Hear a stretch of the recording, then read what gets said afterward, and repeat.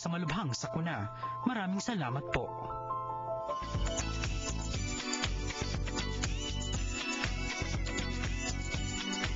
Happy Valentine's Day, everyone. Happy Hearts Day. Kamusta po ba ang inyong araw ng mga puso this year? Malamig po ba? O mainit? Nakapagprepara na ba kayo? Here on Kababayan LA, we're going to show you, we're going to talk a little bit about love today. Romance in the workplace, delikado daw yan. Marami raw mga pitfalls and also may mga benefits din daw. Let's watch this interview.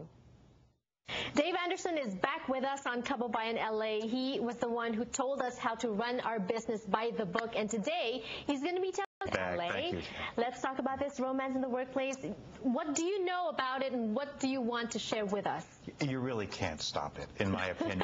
You know, you can't regulate emotions, and I've seen companies that try to write a policy manual that says that you can't date, and it's just not realistic. Right. The more bureaucratic rules that you have, the more sneakier people become, and the more likely they are to go someplace else. So while you can't stop it, you should try to manage it. Okay. Well, in terms of managing, before we delve into that, why does it happen in the first place? And can you manage not having a romance at the workplace? You know, it's tough. It happens in the first place because you spend a lot of time together. You get to know each other. Very often people in the workplace share common interests, you know, the same hobbies, the same types of values. You have the same schedule. You do. And so you're around each other probably more than you are anybody else. And so you start to get attracted to one another. So actually it's a pretty good way to start because you get to know the person. You know, it takes some of the fear out. Some of these online dating and things today, you don't know what you're getting into. But here you get to know more about them. You get to feel safer with them. So that's kind of how it starts, and it's really a good thing. And when you said manage, how do we manage that? If you know, falling in love, usually it's so dramatic, the ups and downs of a relationship. It's tough when you're also working with a person. It's nice if you slow down a little bit and you develop a strong work relationship before you begin a romantic relationship. Really get to know each other. You know, is the person a gossip? You know, you learn about them. Are they related to the boss? You know, do they really share your same values? I think it's great to go slow and to take a couple of lunch dates before you do an away from work date. Get to know the person, you know, on lunch or at breakfast before away. And what is slow? Is there like a time frame for slow? Is it like, you know, get to know the person for like 6 months, a year, 2 years? Not a cut and dry rule. Some people are easier to figure out than others, you know, but you start to intuit it. But so often we take a plunge and we get into it very fast without much thought. And now everybody knows about it. Now it's a distraction.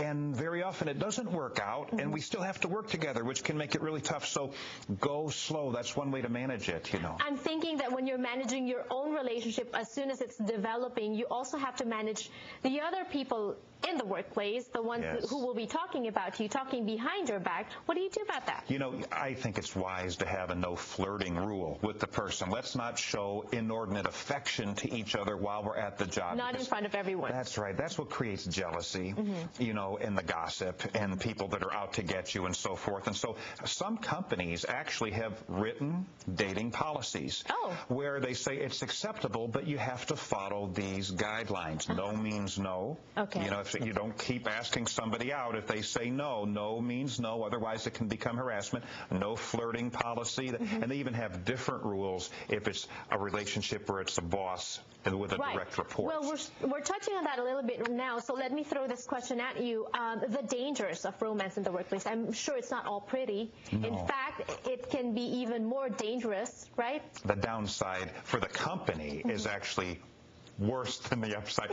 You know, people say, well, what is the benefit to the company? Well, not a lot of benefits probably for the company, except for the fact that happy, fulfilled people, you know, probably do a better job and, you know, are going to be more productive. But the downside risk is good people leave.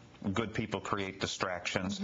Somebody may go too far that creates a discrimination suit or a sexual harassment suit. So it's nice to have some boundaries that kind of people can refer to. This is the policy here. You know, go ahead and date, but date within these guidelines. So what is your one absolute advice for bosses out there, the ones that are watching, Filipinos with their own businesses, you know, maybe caregivers getting together with each other, living together and stuff like that? What is your absolute advice for them? You know, for them, for anyone who's in a high-level position, if at all possible, if you're responsible for the person's promotion or pay raises or work assignments, that sort of thing, if you're a highly placed manager, you should report that to your boss. You should disclose that you are having that relationship and try to shift that responsibility for raises and promotions and work assignments to someone else. Right. That would be pretty much a high integrity thing to do. If you're a boss and you have people under you that you suspect are dating or that you know are dating, what do you do? Is there anything you can do? Nothing you really want to do. You just want to make sure when you're having reviews that you do focus them on performance. I know that you have this relationship. That's wonderful. I wish you the best. But you still need to perform. You know, we have these values that have to be lived. We have these numbers that have to be hit. And finally, if you are, your advice for people that find themselves in that situation, romance in the workplace, either, you know, they are dating or they are already officially a couple. Yes, you know, this can work out so well. I met my wife in the workplace, and I was the owner. But we decided, listen, you have to keep business, business, and personal, personal. You have to separate it because we have to set an example. We can't talk right and then walk left. So just realize if you're one of those owners you were talking about, you have to hold yourself to a higher standard, you know, because you have to lead by personal example, not personal convenience. Exactly, and I'm sure those are easier said than done. I know you have a book. We can probably get more tips in that book. The book talks a lot about character and setting the right example, how to run your business by the book, and it'll help you in this regard as well. All right, thank you so much. Get your copy now. You learn a lot from that. More power to you, and we hope to see you again here. Thank you. Different topics, different pieces of advice. Thanks, Janelle. It's good to be back again.